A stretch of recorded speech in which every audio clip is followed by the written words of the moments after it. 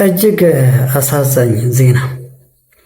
ጦርነት የኖርንበት የምንኖርበት ወደፊትም ምናልባት የምንቀጥልበት ሁነት ወይንም ደግሞ እጣ ፋንታችን ይመስል ዛሬም ሌላ ጦርነት ከወደ ምዕራብ ትግራይ እንደተጀመረ አንዳንድ መረጃዎች ያመለክታሉ። ህወሓትም መግለጫ ሰጥቷል። እንግዲህ በጣም ያሳዝናል። በተለይ እኛ በጣም እናሳዝናለን። ለእግዚአብሔር እንዴት ጨከነብን? ምን ኃጢአታችን እንዴት ቢከፋ ነው የሚል ድምዳሜ ላይ ነው የሚያደርሰን። ዞሮ ዞሮ መቼም ጦርነት አንዳንዴ ሰዎች ብቻ ስለፈለጉትም አይደለም፣ እግዚአብሔር ያለው ነው የሚሆነው። እግዚአብሔር ምሕረቱን ያወርድልን፣ ፊቱን ይመልስልን። እነዚህ ደግሞ አውሮፓ ውስጥ ሄደው ጠፉ ተብሎ እንደዚህ ይባልልኛል። ጋይስ እንግዲህ ይኸውላችሁ የኛ ሰው ክፋት እዚህ ላይ ደርሷል። እነዚህ 20 ልጆች እንግዲህ ከኢትዮጵያ ወደ ሱዳን ለስፖርታዊ ውድድር በሄዱበት ሰዓት ጠፍተው አሁን ላይ አሳይለም ወይንም ጥገኝነት ጠይቀው ነው ያሉት ማለት ነው። እና ምንድነው አንዳንድ ሚዲያዎች ምን እያሉ እያሽቃበጡ ነው፣ የኢትዮጵያን ገጽታ በዓለም አቀፍ ደረጃ ያበላሹ ልጆች ስለሆኑ የኢትዮጵያ መንግስት ከሱዳን መንግስት ጋር ተቀናይቶ እነዚህ ልጆች አሳለም የማያገኙበትን ወይንም ጥገኝነት የማያገኙበትን ነገር መፍጠር አለበት ብለው በጣም ባለየ የሆኑ ሰዎች እንደ ርዕስ አንስተውት ሲከራከሩ ሰማሁኝና በጣም ነው የሚገርመው። ይኸውላችሁ ምቀኝነታችን እንግዲህ ይኸውላችሁ እዚህ ደረጃ ደርሷል። ባይዘው የእነዚህ ልጆች መጥፋት ለመንግስትም ጥቅም አለው።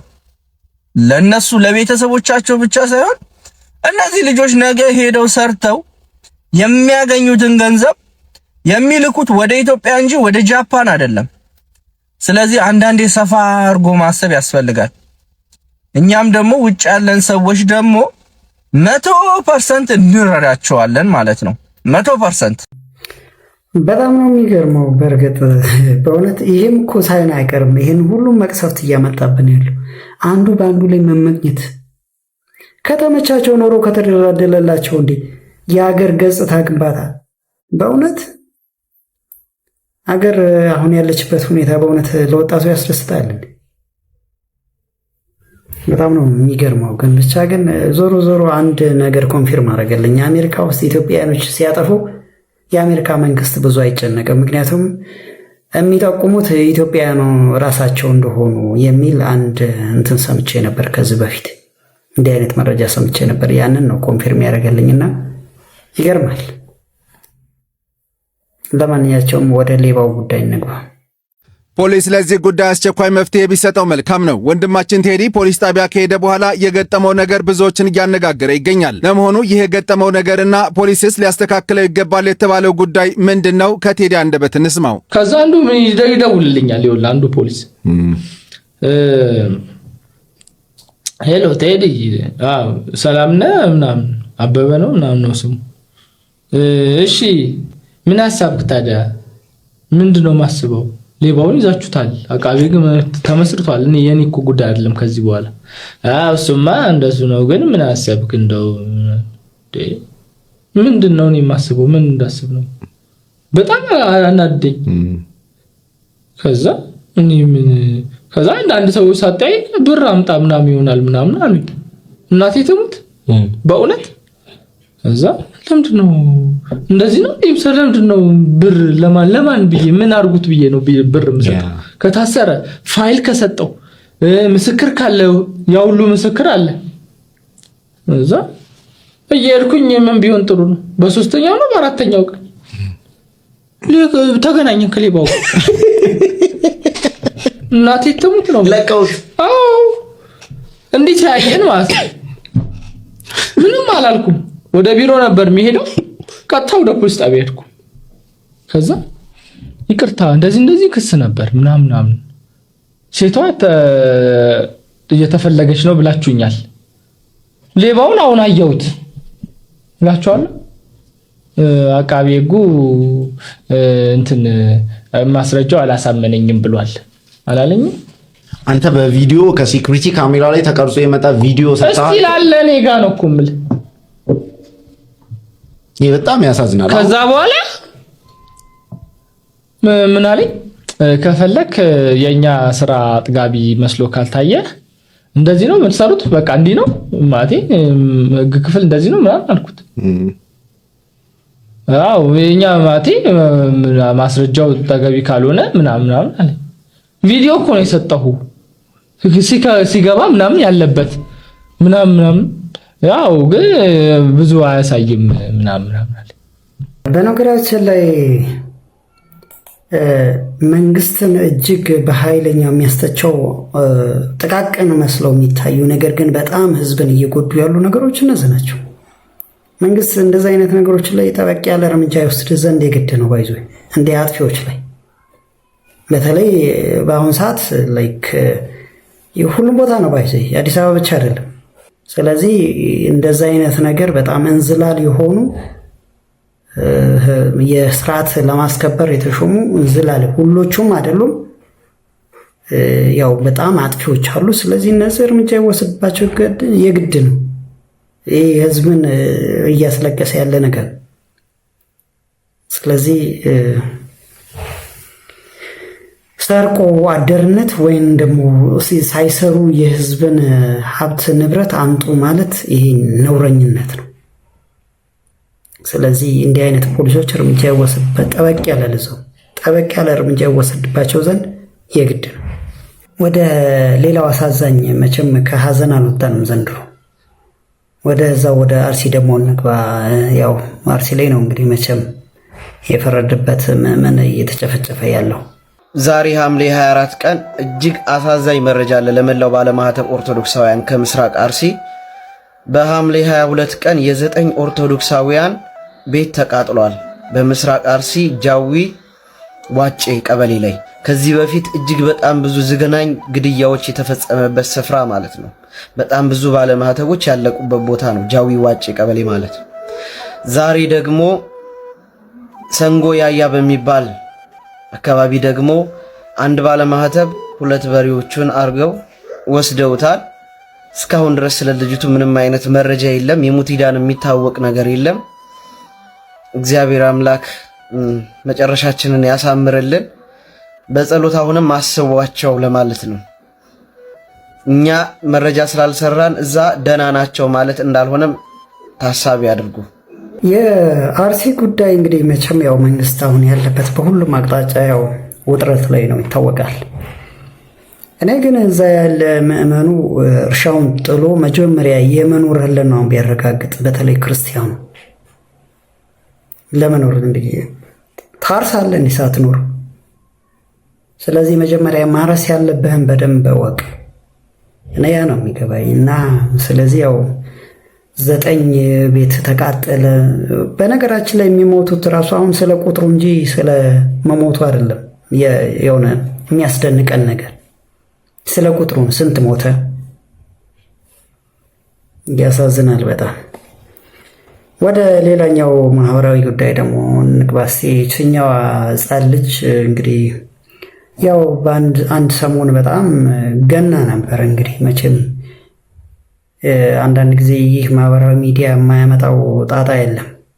አንዱን አንግሶ ሰማይ እያደርሰዋል፣ አንዱን ደግሞ መቀመቃት ይቀብረዋል።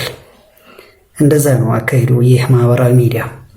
እና ያው ከዚህ ከነበረችበት ከገጠሩ አካባቢ እንግዲህ አሁን ላይ በጣም ፎቶዋ በጣም መነጋገሪያ ሆኖ ሞዴሊንግ ምናምን ሞዴል ዓለም አቀፍ ሞዴል ልትሆን ነው እየተባለ ነው። እንግዲህ እኔ ባይዞይ በነገራችን ላይ እኚህ መምህር በጣም ይመቹኛል፣ አስተምሮታቸው ይመቹኛል። በቃ ማለት እስካሁን ሰው ሊስት ይችላል፣ አስተምሮታቸው ነው። እኔ አላቃቸውም፣ ግን አስተምሮታዊ ማንኛውም ሰው የተመቸኝ ከሆነ ያንን አስተምሮት አቀርበዋለሁኝ እና በዚችኛው ላይም ያሉት ነገር እንደ መረጃም ያገለግላል። እንደገና ደግሞ እውነትነትም አለው ብዬ ካመንኩኝ ያው እንግዲህ አቅርቤዋለሁ ማለት ነው። ስለዚህ ሞዴሊንግ የሚለውን በአጠቃላይ ነው ሪዲፋይን ወይንም ደግሞ እንድናውቅ ግንዛቤ ከፈረስት ሃንድ ያገኙትን መረጃ ነው እያካፈሉን ያሉትና በዚች ዙሪያ ግነት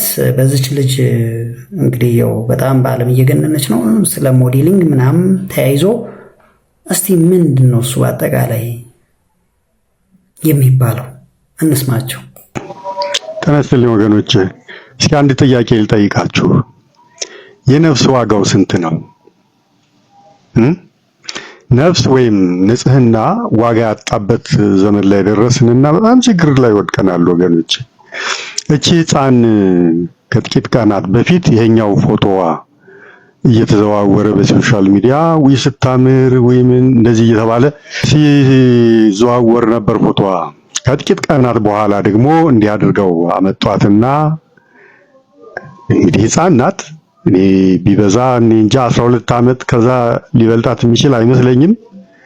ሞዴሊንግ ስራ ጀመረች ብለው ህይወቷ ተለወጠ፣ አለፈላት፣ ምንንትስ እድሏ አቤት ምናምን እየተባለ በየሶሻል ሚዲያው ሲዘዋወር ፎቶዋ አገኘውና በጣም አዘንኩ ወገኖቼ። አዎ በስጋዋ ሊያልፍላት ይችል ይሆናል፣ ሊደላት ሊመቻት ይችል ይሆናል። ነፍሷ ግን ነው አሁን ጥያቄው። በነፍስስ እንዲሁ ይመቻት ይሆን? የሞዴሊንግ ህይወትን የምታውቁት ነው። ሞዴሎች በተለያየ ኢንተርቪዋቸው ላይ በደንብ አድርገው ገልጸውታል፣ አብራርተውታል፣ ውስጡ ያለውን ጉድ ገልጸውታል። የዝሙት ህይወት እንደሆነ፣ የምንዝርና ህይወት እንደሆነ እና በጣም ራሳቸውን የሚንቁበት የሚጠሉበት ህይወት እንደሆነ፣ የሰው መጠቀሚያ የነዚህ የውርጋጦች የጋጦጦች የቆሻሾች ገንዘባቸው መጣያ ያጡ በሰው ነፍስ በሰው ህይወት በሴቶች የሚጨማለቁ በሴቶቻችን ህይወት የሚቀልዱ ባለሀብቶች መቀለጃ መሆን መጫወቻ መሆን እንደሆነ ጤናቸው አደጋ ላይ ወድቆ በዚህ ህይወት ያፈሩት ሀብት ጤናቸውን ለመመለሻ ለሕክምና እንኳን የማይበቃ ሆኖ አደጋ ላይ ጉዳት ላይ የደረሱ መሆናቸውን እስከ መግለጽ ድረስ ጉዱን ብትንትን አድርገው ገልጸውታል። ሞዴሎች የነበሩ ኋላ ላይ አደጋ ላይ ወድቀው ሌሎችም ያንን መንገድ እንዳይሄዱበት ያ እጣ ፋንታ እንዳይደርስባቸው ለማስጠንቀቅ አስበው የተናገሩት ማለት ነው። እቺን ሕፃን ወደዛ ህይወት ነው ገፍትረው የጣሏት። ነፍሷን አይደለም ስጋዋን እንኳን ማዳን በማትችልበት ለጊዜው ለስጋዋ የተመቻት የደላት ልትመስል ትችል ይሆናል ጅማሬው ላይ፣ ፍጻሜው ግን ፈጽሞ ከዛ የተለየ የጸጸት የጉዳት መጨረሻ ላይ የሱስ ራስን ለመርሳት የደረሰባቸውን ሰቆቃ እና አስጸያፊ አስቀያሚ ህይወት ለመርሳት በሚደረግ ራስን የመደበቅ ከማህበረሰቡ ራስን የመደበቅ ከዛ ከህሊና ወቀሳ ለማምለጥ ከሚደረግ ሽሽት ወደ ሱስ ህይወት ሰምጠው ገብተው ራስን ወደሚያጡበት ጭራሽም ራስን ወደ ማጥፋት ግሎባሊ የምታውቁት ነው። የሞዴሎችን ህይወት ግሎባሊም የሚታወቅ ነው ይሄ ነገር።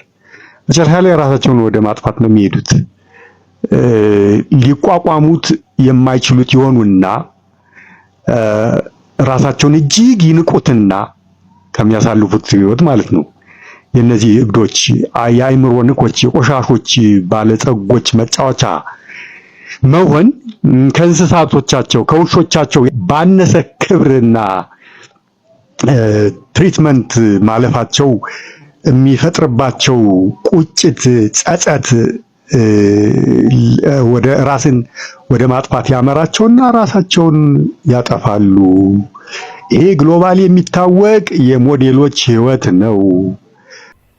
እንግዲህ ያው አባታችን ካላቸው መረጃ ተነስተው ስለ ሞዴሊንግ ነው እየገለጹ ያሉት። በአጠቃላይ ያው ፈርስት ሃንድ ከሰጧቸው መረጃ እንደገና ደግሞ በአጠቃላይ ግሎባሊ ካለው ዳታ ተነስተው ይመስለኛል እንግዲህ እንደዚህ ያሉት።